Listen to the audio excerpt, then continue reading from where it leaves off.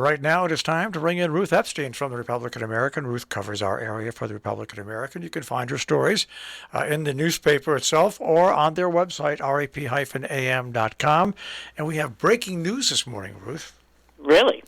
I found out about it late last night, but this morning I got a letter from Joanne Whitasek. Mm-hmm. She is asking people. She was asking people to show up at 7:15 this morning, where the cutting is going on. Right. And she wanted people to block the state from doing it because they have hired an attorney, and he's going to court this morning to try to get an injunction. So I don't know how many people turned up, but she was asking people to show up this morning. Right. I was up there yesterday with them. There was Michael Nadeau, an arborist, and a couple of other folks, and Joanne came along and told us that they're planning to block it. I said, sorry, I can't be there. I have to be on the radio. But she said they are. This is deep. That is cut a huge amount of trees at Housatonic Meadows State Park, and concerned citizens are out there trying to stop any further destruction of these trees. So I don't know what happened this morning, but we'll have a story about how they're trying to save what's there. I don't know if you've been by, but it is pretty devastating, the number of trees that were taken down. Apparently they felt that one tree had come down in the parking lot, and they were fearful that others might, but those who are opposed say not quite so. So we'll catch up and follow up on that. All right.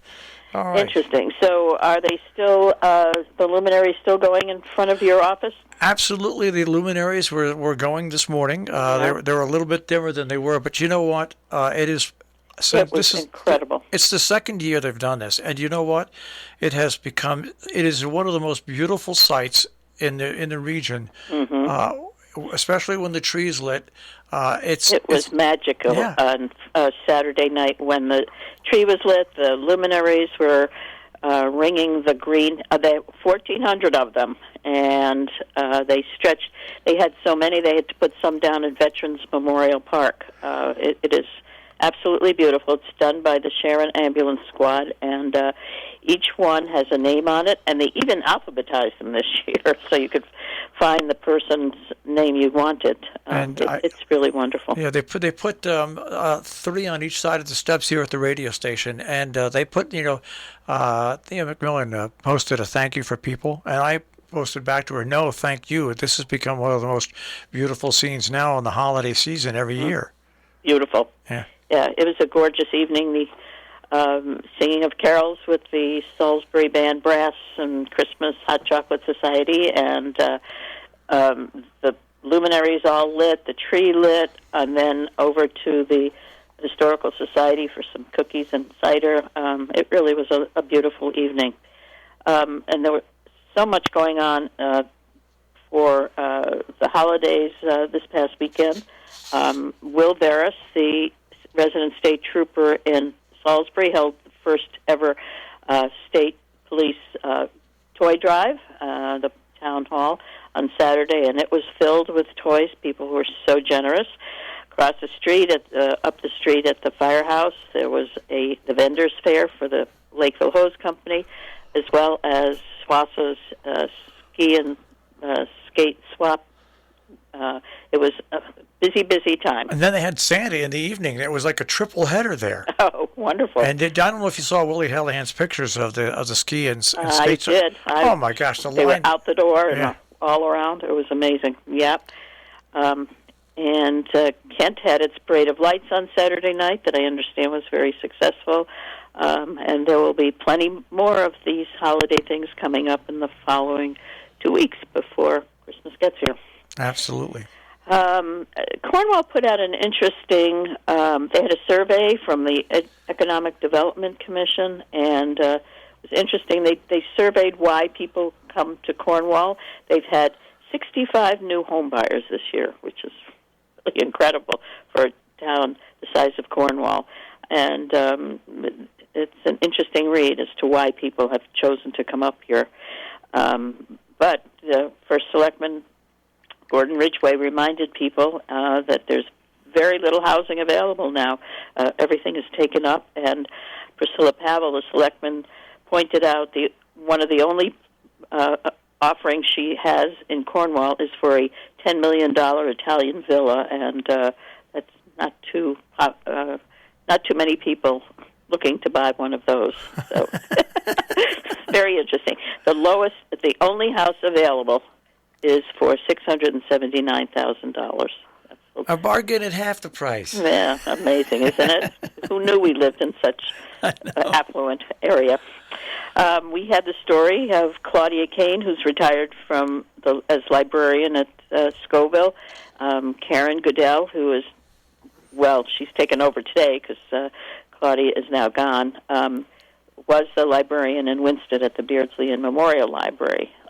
So new faces there. And, of course, the Housatonic FFA sale is going strong, and I would recommend people get over there if they want their trees and wreaths because they sell out very quickly. And there will be a second production night where community can come out and help make wreaths on Thursday, 7 to 9 at the BOAG Center. Looking ahead to the week, we've got loads of meetings tonight, first Monday of the month. Salisbury Board of Selectmen, Canaan Board of Selectmen, Region 1. Tomorrow night's the Cornwall Board of Selectmen. On Wednesday, we have the Cornwall Housing Forum, which should be an interesting meeting. Going to be discussing the affordable housing plan that they've come up with. On Thursday, along with the Housatonic production night, Falls Village Planning and Zoning will be redoing the hearing to approve the Falls Village Cafe in the municipal building at 107 Main. As you remember, that had to be tabled until further information was gotten from the applicant. So we're busy. And on Wednesday in Sharon, from 6 to 7 on Zoom, the Sharon Connect will update the community on their high-speed internet possibilities. Yes. They have the link at the town website. We've got the link up on our Facebook page, and they put out all the options that are potentially available for the town. So it'll be interesting to see how it all shakes down. Also on Saturday, a vaccine clinic for only children 5 to 11 at Canaan. 10 to 4 at the town hall. So any children that you want to get vaccinated should show up there. All right, Ruth, a busy week, a busy weekend very past. Busy week, and are we going to have any snow, Marshall, or are we clear? Possibility on Wednesday, but right now it's very unsure. Okay, let's hope. All right, Ruth, we'll speak to you next week. Take care. Bye-bye. Take care. Ruth Epstein from the Republican American with the Republican American Report on Robin Hood Radio.